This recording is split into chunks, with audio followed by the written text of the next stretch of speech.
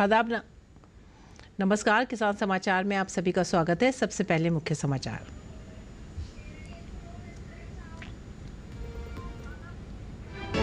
प्रधानमंत्री ने रोजगार मेले के दौरान वीडियो कॉन्फ्रेंसिंग के जरिए 51,000 से अधिक नव नियुक्त युवाओं को वितरित किए नियुक्ति पत्र। कहा, यूपीए सरकार की तुलना में खाद्य उत्पादों की बिक्री में 400% हुई वृद्धि।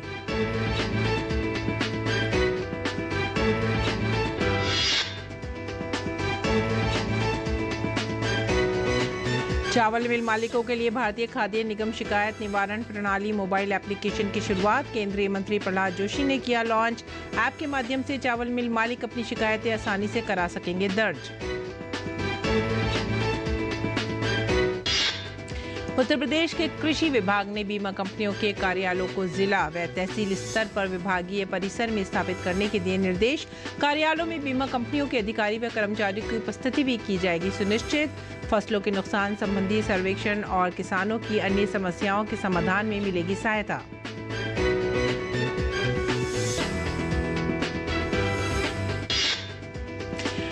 दिल्ली के कई इलाकों में एक बार फिर से जल संकट से जूझ रही है आम जनता। दिल्ली जल बोर्ड के अनुसार दिवाली तक दिल्ली के 60 से ज्यादा इलाकों में रहेगा पानी का संकट। भागीरथी और सोनिया विहार जल संयंत्र मात्र 30% क्षमता पर कर रहे हैं काम।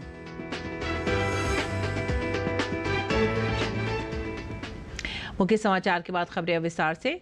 प्रधानमंत्री नरेंद्र मोदी ने रोजगार मेला के तहत 51,000 से अधिक युवाओं को नियुक्ति पत्र प्रदान किए। इनकी नियुक्ति केंद्र सरकार के विभिन्न विभागों और मंत्रालयों में हुई है। वर्चुअल माध्यम से हुए समारोह में पीएम ने 40 से अधिक स्थानों से जुड़े इन नवनियुक्त युवाओं को संबोधित भी किया।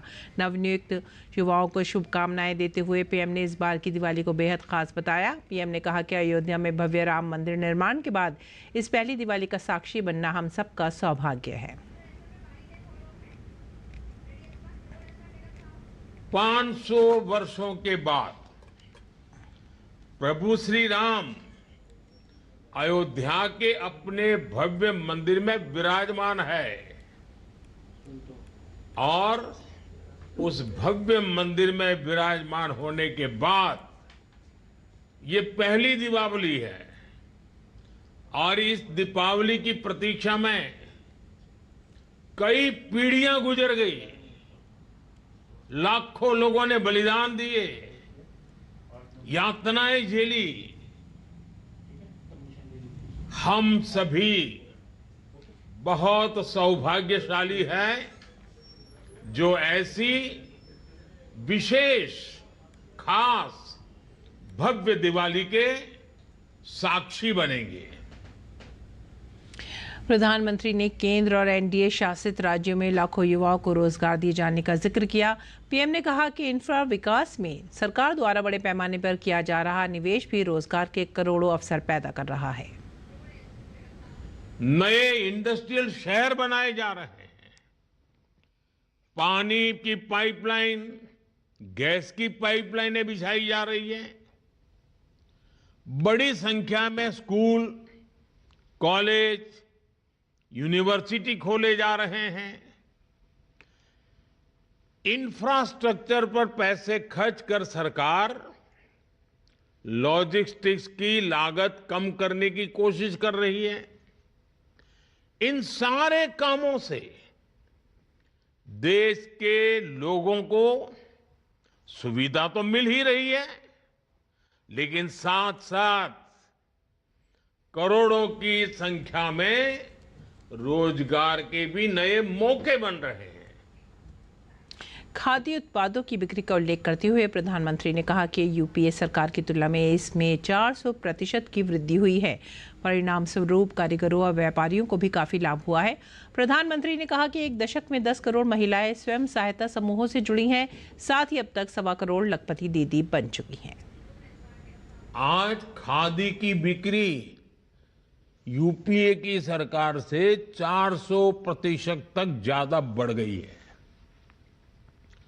जब कारोबार बढ़ रहा है तो इसका मतलब है कि इससे जुड़े कारीगरों, बुनकरों, व्यापारियों को भी बहुत बड़ा फायदा हो रहा है। इस क्षेत्र में नए लोगों को अवसर मिल रहे हैं, बड़ी संख्या में रोजगार का सृजन हो रहा है।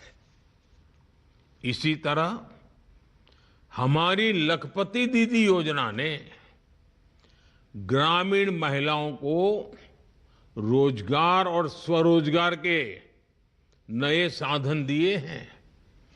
पिछले एक दशक में 10 करोड़ महिलाएं सेल्फ हेल्प ग्रुप से जुड़ी हैं। और आपको मालूम है, self help group economic activity करता है, कुछ न कुछ करके कमाई करता है। मतलब 10 करोड़ महिलाएं जो कमाने लगी है, रोजगार स्वरोजगार के कारण उनके घर में पैसे आ रहे हैं, अपनी मेहनत से आ रहे हैं। प्रधानमंत्री नरेंद्र मोदी ने सोमवार को अमरेली में भारत माता सरोवर का उद्घाटन किया। इसका विकास सार्वजनिक निजी भागीदारी पीपीपी मॉडल के तहत किया गया है। ढोलकिया फाउंडेशन ने एक चेक डैम का उन्नयन किया। सरोवर को गहरा और चौड़ा करने के बाद इसकी क्षमता बढ़कर 24.5 करोड़ लीटर हो गई है। इसी उन्नयन से आसपास के कुओं एवं कूपों में जल स्तर भी बढ़ गया है, जिसके स्थानीय गांवों और किसानों को सिंचाई की बेहतर सुविधा प्रदान करने में काफ़ी मदद मिल रही है। और केंद्रीय उपभोक्ता मामले, खाद्य एवं सार्वजनिक वितरण मंत्री प्रहलाद जोशी ने सोमवार को नई दिल्ली में चावल मिल मालिकों के लिए भारतीय खाद्य निगम शिकायत निवारण प्रणाली संबंधी मोबाइल एप्लीकेशन की शुरुआत की है। ये पारदर्शिता, जवाबदेही और हितधारकों की संतुष्टि बढ़ाने के लिए केंद्र सरकार द्वारा किए गए उपायों में से एक है। मोबाइल एप्लीकेशन चावल मिल मालिकों को FCI के साथ अपनी शिकायतों को कुशल और पारदर्शी तरीके से संबोधित करने में सुविधा प्रदान करेगा। एप्लीकेशन का उद्देश्य चावल मिल मालिकों को अपनी शिकायतें दर्ज करने, उसकी स्थिति की निगरानी करने और उनके मोबाइल डिवाइस पर डिजिटल तरीके से जवाब प्राप्त करने के लिए एक सुविधाजनक मंच प्रदान करेगा। जवाबदेही में सुधार करना भी इसका एक मकसद है। ये पहल एक मजबूत शिकायत निवारण तंत्र प्रदान कर जवाबदेही, पारदर्शिता और हितधारकों को संतुष्टि बढ़ाने के लिए सरकार की प्रतिबद्धता को रेखांकित करती है। FCIGRS एप्लीकेशन सुशासन के लिए प्रौद्योगिकी का उपयोग करने के सरकार के चल रहे प्रयासों का हिस्सा है। ये मोबाइल एप्लीकेशन एंड्रॉयड उपयोगकर्ताओं के गूगल प्ले स्टोर पर डाउनलोड के लिए उपलब्ध है। और अगली खबर बिहार से। बिहार सरकार राष्ट्रीय कृषि विकास योजना अंतर्गत प्याज भंडारण इकाई 50 MT की योजना 2024-25 के लिए सब्सिडी दे रही है। अगर किसान प्याज की फसल को खराब होने से बचाना चाहते हैं तो सरकार की तरफ से इकाई लागत का 6 लाख रुपए का 75% यानी 4.5 लाख रुपए की सब्सिडी ले सकते हैं। ये सब्सिडी बिहार कृषि विभाग बागवानी निदेशालय के माध्यम से दी जाएगी। इस योजना का लाभ लेने के बाद किसान मात्र 1.5 लाख रुपए में प्याज भंडारण के लिए गोदाम बना सकते हैं। बिहार सरकार की तरफ से बिहार के 23 जिला के किसानों को इसका लाभ मिलेगा, जिनमें औरंगाबाद, कैमूर, खगड़िया, गया, रोहतास, भोजपुर, बक्सर, जहानाबाद, लखीसराय, नवादा, सारण, शेखपुरा, सिवान, बांका, बेगूसराय, भागलपुर, मधुबनी, मुंगेर, नालंदा, पटना, पूर्णिया, समस्तीपुर और वैशाली शामिल हैं। प्रधानमंत्री फसल बीमा कराने वाले किसानों की संख्या में साल दर साल कमी को गंभीरता से लेते हुए कृषि विभाग उत्तर प्रदेश ने बीमा कंपनियों के कार्यालयों को जिला व तहसील स्तर पर विभागीय परिसर में स्थापित करने का निर्देश दिया है। विभाग का मानना है कि इससे न सिर्फ फसल बीमा का दायरा बढ़ेगा, बल्कि फसलों के नुकसान के आकलन व अन्य समस्याओं का समाधान भी जल्द होगा। कृषि विभाग के प्रमुख सचिव रविंद्र ने इस संबंध में सभी मंडलायुक्त व जिलाधिकारियों को निर्देश जारी किए हैं। विभागीय प्रमुख के स्तर से जारी आदेशों में कहा गया है कि योजना के प्रभावी क्रियान्वयन, किसानों की फसलों के नुकसान संबंधी सर्वेक्षण और किसानों की अन्य समस्याओं के समाधान के लिए बीमा कंपनियों के कार्यालय हर जिले व तहसील में खुलवाए जाएं, क्योंकि वहां किसानों का नियमित आना जाना होता है। ये भी कहा गया कि इन कार्यालयों में बीमा कंपनियों के अधिकारी व कर्मचारी की उपस्थिति भी सुनिश्चित की जाए। बता दें कि हाल के वर्षों में फसल बीमा को लेकर किसानों की रुचि कम हुई है। वर्ष 2016-17 में प्रदेश में फसल बीमा करने वाले कृषकों की संख्या 72.82 लाख थी, जो बीते वर्ष घटकर 30.28 लाख रह गई है। देश में मशरूम की अधिक डिमांड को देखते हुए सरकार मशरूम की खेती को बढ़ावा देने के लिए अनुदान दे रही है। इस कड़ी में बिहार की महिलाओं ने मशरूम उत्पादन का नया तरीका ईजाद किया है। बिहार के गया जिले के बांके बाजार की महिलाएं पॉलीथीन का उपयोग बार बार करने के बजाय प्लास्टिक की बाल्टी में मशरूम लगाकर अच्छे उत्पादन कर रही हैं। एक बाल्टी में 5 से 7 किलो मशरूम का उत्पादन हो जाता है, जिससे महिलाओं को अच्छी आमदनी प्राप्त हो रही है।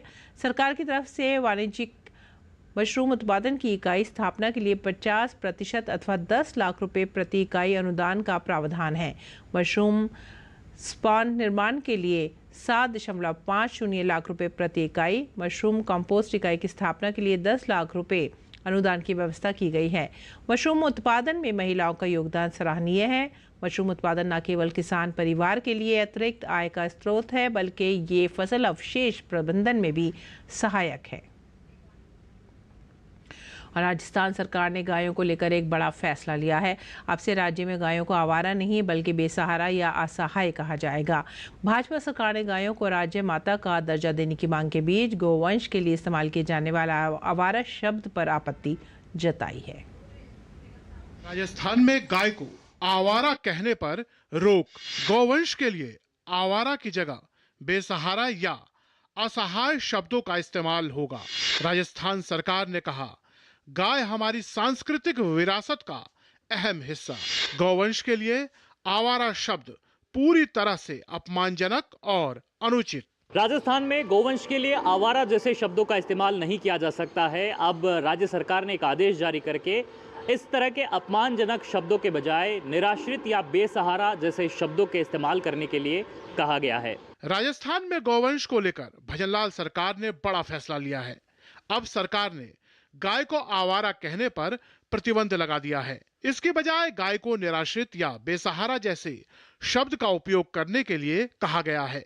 इसके साथ ही सभी सरकारी आदेशों, दिशा निर्देशों या सूचना पत्र और रिपोर्ट में आवारा शब्द की जगह गोवंश शब्द का उपयोग करने का आदेश जारी किया गया है। राजस्थान सरकार के गोपालन विभाग के मंत्री जोराराम कुमावत का कहना है कि गाय हमारी सांस्कृतिक विरासत का अहम हिस्सा है। इन दिनों विभिन्न कारणों से गौवंश बेसहारा और असहाय हो जाती हैं, लेकिन गौवंश के लिए आवारा शब्द का प्रयोग किया जाता है, जो पूरी तरह अपमानजनक और अनुचित है। जिसको हमने माता माना है और जिनका आशीर्वाद हम सबको मिलता है और जो हमारे जीवन में पूरी तरह से उपयोगी है गौ माता, उनके लिए आवारा शब्द लिखना ही एक पाप है। एक आदेश विभाग से निकाला है कि अभी किसी भी सरकारी ऑफिस में आवारा शब्द, गोवंश के लिए आवारा शब्द नहीं लिखे। ये फैसला राजस्थान में गायों के संरक्षण और उनके प्रति सम्मान बढ़ाने की दिशा में एक महत्वपूर्ण कदम माना जा रहा है। इस फैसले का स्वागत करते हुए पशुपालक, गौशाला संचालक और आम गौसेवक भी खुशी जताते नजर आए हैं। लोग इस बात से सहमत हैं कि गायों के लिए आवारा शब्द का इस्तेमाल सही नहीं है। लोगों का कहना है कि हमारी संस्कृति में गाय को माता माना गया है, फिर आवारा शब्द का इस्तेमाल बिल्कुल भी सही नहीं है।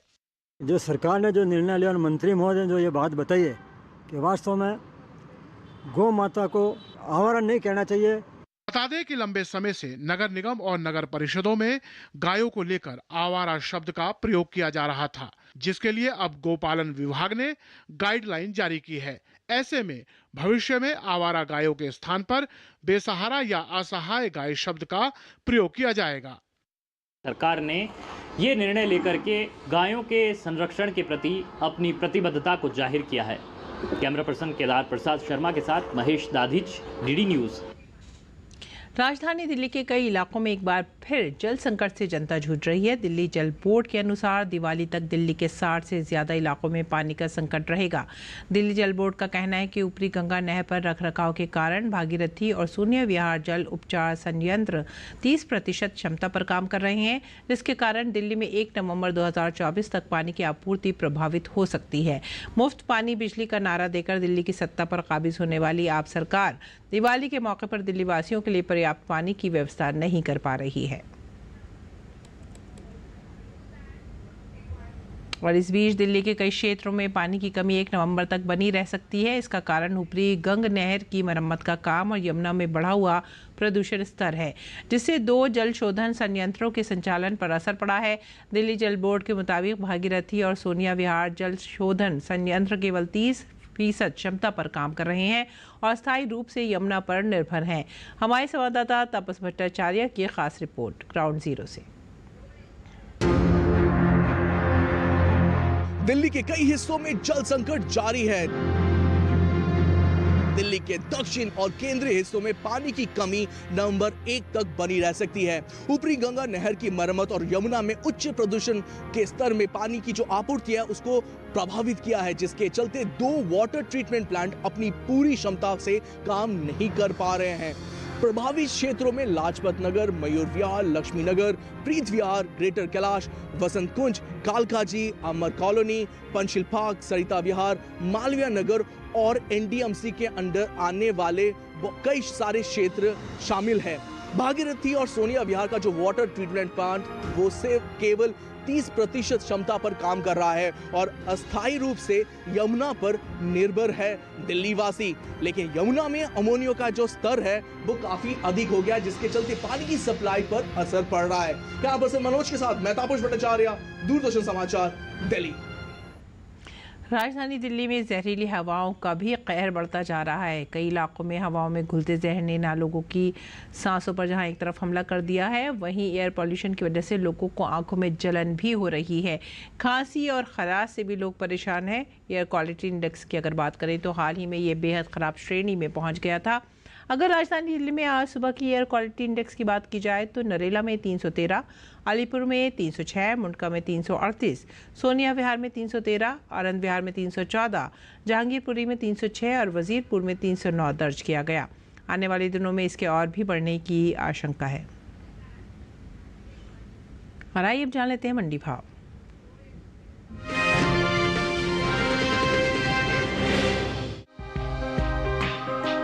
ज्यादातर कृषि उपज मंडियों में सोमवार को गेहूं का कारोबार मजबूती के साथ हुआ, जबकि कुछ मंडियों में गेहूं के भाव में नरमी देखने को मिली। एगमार्कनेट के मुताबिक मध्य प्रदेश की इंदौर मंडी में गेहूं के सौदे मजबूती के साथ हुए। यहां 26 अक्टूबर को गेहूं का भाव था 2,750 रुपए, जो 28 अक्टूबर को 176 रुपए बढ़कर 2,926 रुपए क्विंटल हो गया। इसी तरह राजस्थान की सूरतगढ़ मंडी में भी तेजी के साथ कारोबार हुआ। यहाँ 26 अक्टूबर को गेहूं का भाव रहा 2,600 रुपए, जो 28 अक्टूबर को 95 रुपए चढ़कर 2,695 रुपए हो गया। उत्तर प्रदेश की लखीमपुर मंडी में बढ़त का रुख रहा। 26 अक्टूबर को गेहूं का भाव था 2,720 रुपए, जो 28 अक्टूबर को 15 रुपए मजबूत होकर 2,735 रुपए हो गया। जबकि गुजरात की राजकोट मंडी में गेहूं की खरीद कमजोरी के साथ हुई। यहां 28 अक्टूबर को गेहूं का भाव 5 रुपए गिरकर 2,975 रुपए रह गया। बात कुल गेहूं की पैदावार की करें तो घरेलू स्तर पर इस साल गेहूं की उपज में बढ़त देखने को मिल सकती है।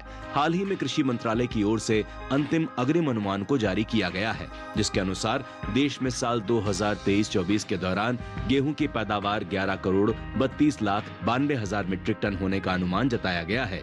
बीते साल इस दौरान देश में गेहूं की पैदावार 11 करोड़ 5 लाख 54 हजार टन रही थी।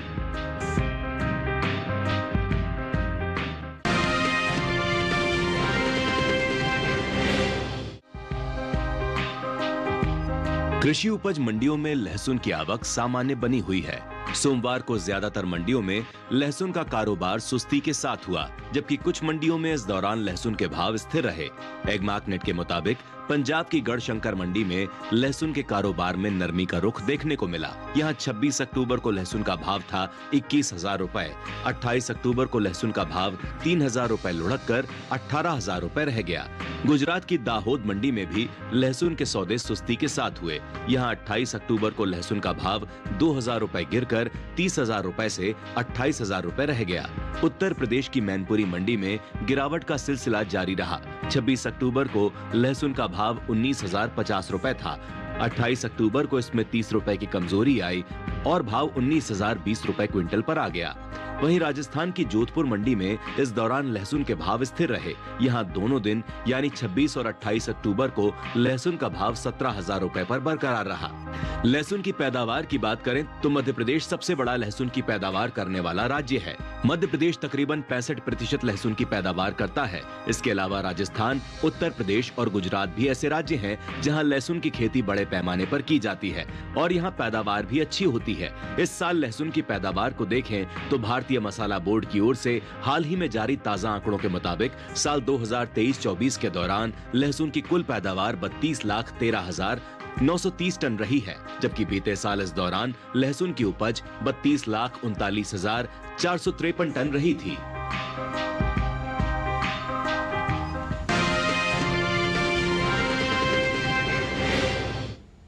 और अब बात करते हैं मौसमी खेती की। किसान इस मौसम में कैसे रखें अपनी खेती का ख्याल, देखते हैं।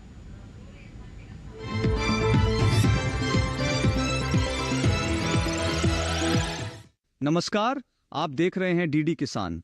मैं हूं एआई कृष और आज हम कोंकण और महाराष्ट्र के विभिन्न इलाकों में होने वाली खेती किसानी से संबंधित सलाहों के बारे में पूरी जानकारी देंगे। कोंकण में इस समय तैयार मूंगफली की खुदाई के अलावा रागी और धान की कटाई जारी रखें। काटी गई उपज को सुरक्षित जगह पर रखें। इसके अलावा यहां कुल्थी, लोबिया और कड़वा वाल की बुवाई करते रहें। कोंकण में ही इस समय रब्बी सब्जियों की नर्सरी लगाने और बुवाई का काम जारी रखें। इसके साथ ही कोंकण के किसान इस समय धान की पछेती किस्मों में 5 सेंटीमीटर जल स्तर बनाए रखें। मध्य महाराष्ट्र में तैयार धान, सोयाबीन, मक्का, सूरजमुखी और बाजरे की कटाई करें। इसके अलावा यहां प्याज और मूंगफली की खुदाई और कपास की चुनाई जारी रखें। मध्य महाराष्ट्र में ही इस समय प्याज की नर्सरी के अलावा कुसुम, चना, काबुली चना, रब्बी ज्वार और मक्का की बुवाई करते रहे। यहीं फिलहाल गेहूं की बुवाई के लिए खेत तैयार करें। इसके साथ ही यहां गन्ने की रोपाई करें। मध्य महाराष्ट्र में इस समय धान के खेतों में 10 सेंटीमीटर जल स्तर बनाए रखें। वहीं मराठवाड़ा में कपास की चुनाई जारी रखें। इसके अलावा यहां इस समय सोयाबीन और बाजरे की कटाई और घाई जारी रखें। मराठवाड़ा में ही इस मौसम में कुसुम, रब्बी ज्वार, अलसी और वर्षा आधारित चने की बुवाई जारी रखें। वहीं विदर्भ की बात करें तो यहां कपास की चुनाई के अलावा खरीफ सोयाबीन और मक्का की कटाई जारी रखें। इसके अलावा यहां इस समय वर्षा आधारित गेहूं की बुवाई के लिए खेत तैयार करें। विदर्भ में ही इस मौसम में अरहर, समय पर बोई गई कुसुम और बागों में निराई गुड़ाई जैसे काम करते रहें। यहीं इस समय हाल ही में हुई वर्षा के कारण कपास में फफूंद जनित पत्ती धब्बा रोगों का प्रकोप बढ़ सकता है। ऐसे में किसान कृषि विशेषज्ञों की सलाह से जरूरी दवाओं का छिड़काव करें। इसी तरह कृषि और किसानों से जुड़ी हर महत्वपूर्ण जानकारी के लिए हमारे साथ जुड़े रहिए और देखते रहिए डीडी किसान। धन्यवाद।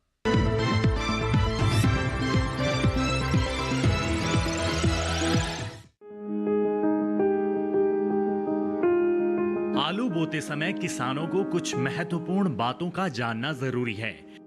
खासकर बीज खरीदते समय सावधानी बरतें। बीज हमेशा विश्वसनीय जगह से ही खरीदें। बुआई से पहले बीज को 3% आर्गेनोम क्यूरल यौगिक 0.2% घोल में 30 मिनट तक उपचारित करें और बीज कंदों को छाया में सुखाकर ही बुआई करें। बोते समय कतार से कतार की दूरी 60 सेंटीमीटर और कंद से कंद की दूरी बीज के आकार के अनुसार रखें। मसलन 20 ग्राम भार वाले कंदों की दूरी 15 सेंटीमीटर, 40 ग्राम वाले की 20 सेंटीमीटर, 60 ग्राम वालों की 30 सेंटीमीटर और 80 ग्राम वाले कंदों की दूरी 40 सेंटीमीटर होनी चाहिए। मेड़ों में 8 से 10 सेंटीमीटर की गहराई में बुआई करें। अच्छी फसल के लिए 7 से 10 सिंचाई की जाती हैं। पहली सिंचाई बुआई के 10 से 12 दिन बाद अंकुरण से पहले और दूसरी सिंचाई बुआई के 20 से 22 दिन बाद करें। अंतिम सिंचाई खुदाई से 10 दिन पहले करें। बेहतर होगा कि बुआई से पहले मिट्टी की जांच करा लें। आलू के लिए 1 हेक्टेयर में 180 किलो नाइट्रोजन, 60 किलो फास्फोरस और 100 किलो पोटाश चाहिए। जब पौधों की ऊंचाई 8 से 10 सेंटीमीटर हो जाए तो खरपतवार निकाल दें। आलू में झुलसा रोग का खतरा रहता है, ये बीमारी पत्ती, डंठल और कंद सब पर लगती है। इसमें पत्तियों पर हल्के पीले धब्बे दिखाई देते हैं। कृषि वैज्ञानिक की सलाह से इस बीमारी से बचने का उपाय करें।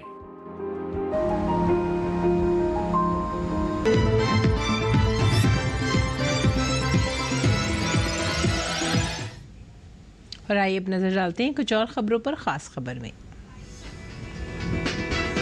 महाराष्ट्र विधानसभा चुनाव के लिए भाजपा ने चौथी लिस्ट जारी कर दी है।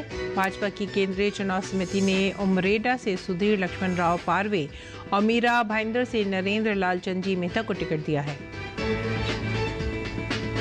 विधानसभा के लिए शरद पवार के राष्ट्रवादी कांग्रेस ने आज 5 उम्मीदवारों की अपनी 5वीं लिस्ट जारी कर दी है। इस लिस्ट में 5 नामों का ऐलान किया गया है। माड़ा विधानसभा क्षेत्र से अभिजीत पाटिल को प्रत्याशी चुना गया है। माड़ा विधानसभा क्षेत्र शरद पवार का गढ़ माना जाता है। झारखंड में विधानसभा चुनाव के दूसरे चरण के नामांकन का आज अंतिम दिन है। कुल 254 प्रत्याशियों ने नामांकन दाखिल किया था। दूसरे चरण में 20 नवंबर को 38 विधानसभा क्षेत्रों में मतदान होगा। केरल के कासरगोड में एक मंदिर में कल्याटम थेयम महोत्सव के दौरान आतिशबाजी दुर्घटना में करीब 160 लोग घायल हो गए। इनमें से तकरीबन 100 लोग विभिन्न अस्पतालों में भर्ती हैं और 8 गंभीर रूप से घायल बताए जा रहे हैं। ये घटना देर रात करीब 12:30 बजे हुई, जब महोत्सव के लिए रखे गए पटाखों में पास में ही चिंगारी से आग लग गई।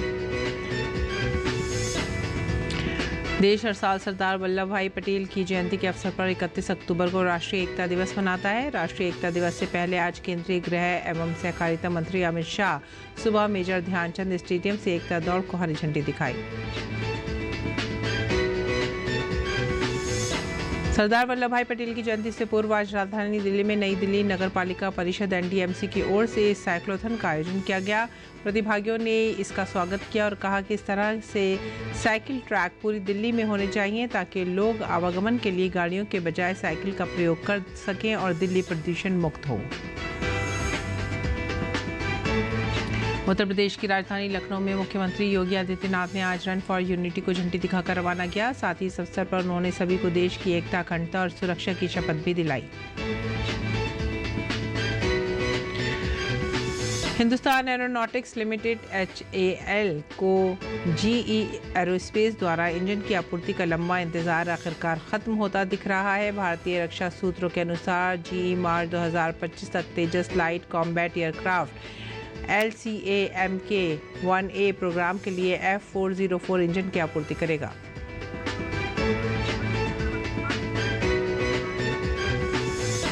इसी के साथ ही आप हमारी पूरी टीम को दीजिए आज्ञा। नमस्कार।